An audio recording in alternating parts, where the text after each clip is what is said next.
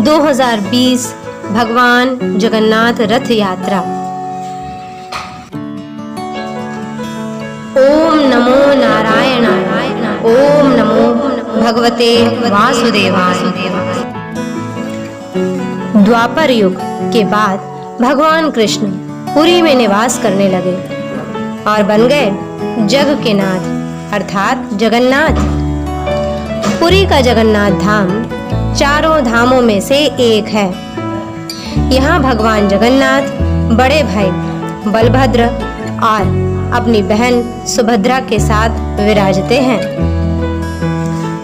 जगन्नाथ रथ यात्रा पूरे विश्व की सबसे बड़ी रथ यात्रा मानी जाती है।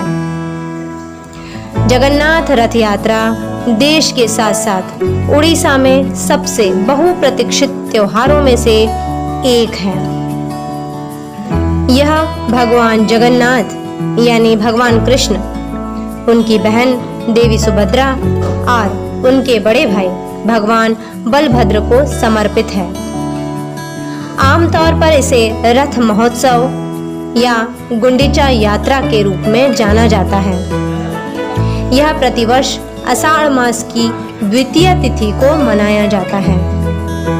इस रथ यात्रा में लाखों की संख्या में लोग सम्मिलित होते हैं। हालांकि इस बार लॉकडाउन के चलते मंदिर सामान्य लोगों के लिए बंद है और पूजा पाठ संबंधी सभी परंपराओं का निर्वहन मंदिर कमेटी की ओर से चयनित पुजारी ही कर रहे हैं।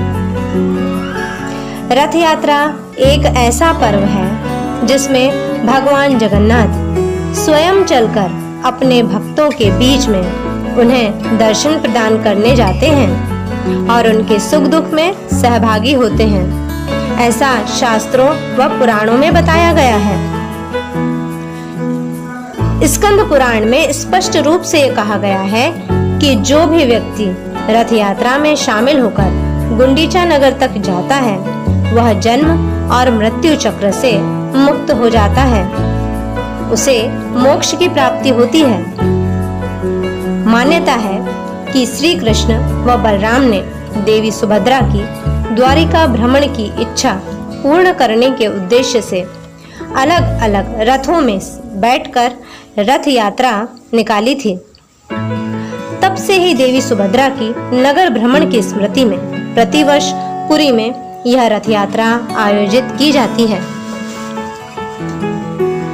जगन्नाथपुरी की जो रसोई है वो विश्व की सबसे बड़ी रसोई मानी जाती है। आषाढ़ मास में भगवान रथ पर सवार होकर अपनी मौसी रानी गुंडीचा के घर जाते हैं। रानी गुंडीचा भगवान जगन्नाथ के परम भक्त राजा इंद्रद्युम्न की पत्नी थी। इसी कारण से रानी को भगवान जगन्नाथ की मौसी कहा जाता है। भगवान 8 दिन मौसी के यहाँ निवास करते हैं और आषाढ़ शुक्ल दशमी को वापसी यात्रा होती है। इस बार 2020 में जगन्नाथ रथ यात्रा आषाढ़ मास की द्वितीय तिथि यानी कि 23 जून को मनाई जाएगी। जय जगन्नाथ, जय पुरीनाथ।